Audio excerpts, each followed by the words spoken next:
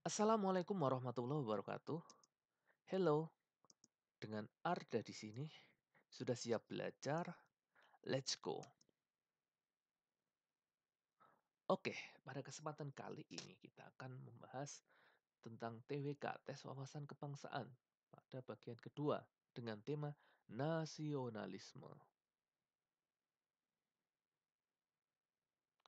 Oke, soal yang pertama, salah satu unsur dasar wawasan Nusantara adalah wadah yang merupakan batas ruang lingkup wilayah Nusantara.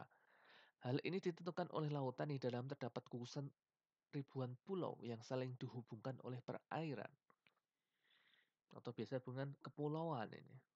Konsepsi berpikir atau paradigma wawasan Nusantara ini dilandasi oleh pemikiran bahwa ada A sampai E. Mana yang paling tepat? Kita bahas satu persatu. Ya, pada pilihan satu itu salah pada kata dipisahkan gitu ya. Kurang tepat. Dan yang kedua adalah yang pilihan B, laut yang didebari oleh pulau-pulau. Berarti wujud dari laut merupakan pemersatu. Ini cukup tepat. Kita lanjut ke pilihan selanjutnya dulu. Laut dan selat merupakan kesatuan. Ya, salah di selatnya ini. Selat adalah laut yang memisahkan pulau satu dengan pulau yang lain. Ya, kurang tepat. Rangkaian pulau-pulau di dalam laut juga kurang tepat. Laut dan selat berbeda juga kurang tepat. Jadi jawabannya adalah B. Laut menjadi unsur pemersatu dari pulau-pulau tersebut. Ya. Jadi atas dasar pemikiran ini menjadi inisiasi deklarasi Juanda pada tanggal 13 Desember 1957 oleh Bapak Juanda Kartawijaya yang saat itu menjabat sebagai Perdana Menteri Indonesia. Intinya, Laut Indonesia dan laut sekitar di antara pulau-pulau negara Indonesia menjadi satu kesatuan wilayah NKRI atau Negara Kesatuan Republik Indonesia. Soal yang kedua, kebijakan politis etis. Politik etis melalui edukasi menimbulkan berbagai dampak bagi masyarakat pribumi. Dampak yang paling penting adalah, ya sebelum kita lanjut, kita harus tahu apa sih kebijakan politik etis itu. Kebijakan politik etis atau politik balas budi adalah kebijakan yang kemudian disahkan oleh Ratu Wilhelmina di tahun 1900-an yang di sini isinya ada tiga. Trias van Deventer sebutannya, yaitu tentang irigasi, imigrasi, dan edukasi. Hal ini dilakukan karena Hindia Belanda sudah memberikan kemakmuran kepada Belanda. Hindia Belanda itu Indonesia pada saat itu sehingga diberikan timbal balik. Gitu. Mana dari sini yang paling tepat? Yaitu C, munculnya gelombang terpelajar dalam masyarakat pribumi. Gitu.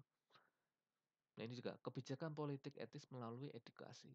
Ini gelombang terpelajar karena politik etis melalui edukasi. Kita lanjut ke soal selanjutnya. Dalam sidang PPUPKI tanggal 10 Juli 1945 dibahas pula tentang batas wilayah negara Indonesia. Banyak tokoh-tokoh yang menyampaikan pendapatnya terkait hal tersebut. Salah satunya Muhyamin yang berpendapat bahwa wilayah Indonesia merdeka meliputi wilayah Hindia Belanda dahulu ditambah Malaka, Borneo Utara, Papua, Timor, dan kepulauan sekelilingnya. Dalam sidang 19 Agustus 1945, PPKI mengesahkan bahwa wilayah NKRI dibagi atas apa ya? Ya, ini pertama. Pada tanggal 10 Juli ini adalah sidang BPUPKI yang pertama. Oh, 10 Juli salah. Pada tanggal 10 Juli ini BPKI yang kedua. Kalau pada tanggal 29 Mei sampai 1 Juni ini BPKI yang pertama. Yang pembahasan tentang dasar negara. Kalau yang kedua pada tanggal 10 Juni sampai 7 Juni tentang rancangan hukum dasar yang melalui wilayah, ekonomi, sistem pemerintahan, dan HAM, dan sebagainya ya. Ini perlu diingat ya, sering ditanyakan. Ya, jawabannya adalah D. Yaitu terjadi pada PPKI sidang kedua pada tanggal 19 Agustus 1945. Di sini ada 8 provinsi yaitu Sumatera, Jabar, Jateng, Jatim, Sunda Kecil, Maluku, Sulawesi, Borneo. Dan dua daerah istimewa yaitu Daerah Istimewa Yogyakarta atau DIY dan DI Surakarta yang saat ini sudah tidak ada lagi DI Surakarta ya. Tuh. Bisa dicari di googling ya. DI Surakarta, mengapa Daerah Istimewa Surakarta ditiadakan? Gitu.